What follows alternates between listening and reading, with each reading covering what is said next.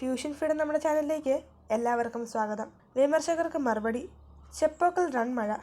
ഇന്നത്തെ മത്സരത്തിൽ സഞ്ജു സാംസന്റെ വെടിക്കെട്ട് പ്രകടനം ക്രിക്കറ്റ് ആരാധകർക്ക് വലിയ ആവേശമാണ് നൽകിയിരിക്കുന്നത്.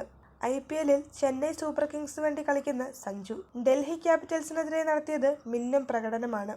സീസണിലെ ആദ്യ 3 മത്സരങ്ങളിലും വലിയ സ്കോറുകൾ നേടാൻ കഴിയാതിരുന്ന സഞ്ജു ഇന്ന് തന്റെ പഴയ ഫോമിലേക്ക് ഗംഭീരമായി തിരിച്ചെത്തി.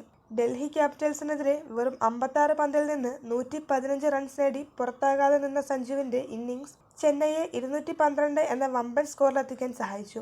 15 ഫോറുകളും 4 സിക്സറുകളും അടങ്ങുന്നതായിരുന്നു സഞ്ജുവിന്റെ ഈ ബാറ്റിംഗ് വിരുന്ന്. സഞ്ജുവിനെ തോളിലേറി CSK ഇന്ന് വിജയത്തിലേക്ക് പറന്നുയർന്നു. സീസണിലെ ആദ്യ ജയം ഇന്ന് കൈവരിച്ചു. ഈ തിരിച്ചുവരവ് ഗംഭീരം. കഴിഞ്ഞ 3 കളികളിലും ഒറ്റയക്ക സ്കോറിൽ പുറത്തായ സഞ്ജുവിനെതിരെ വലിയ വിമർശനങ്ങൾ ഉയർന്നിരുന്നു.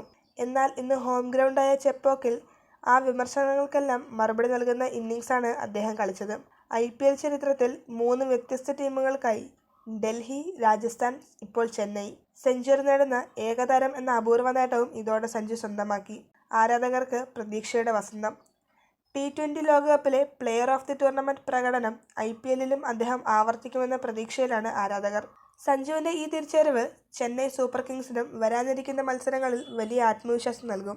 തലയുടെ തട്ടകത്തിൽ ഇനി സഞ്ജുവിന്റെ തേരോട്ടമാണ്. ഈ പ്രകടനം കേവലം ഒരു തുടക്കം മാത്രമാണ്.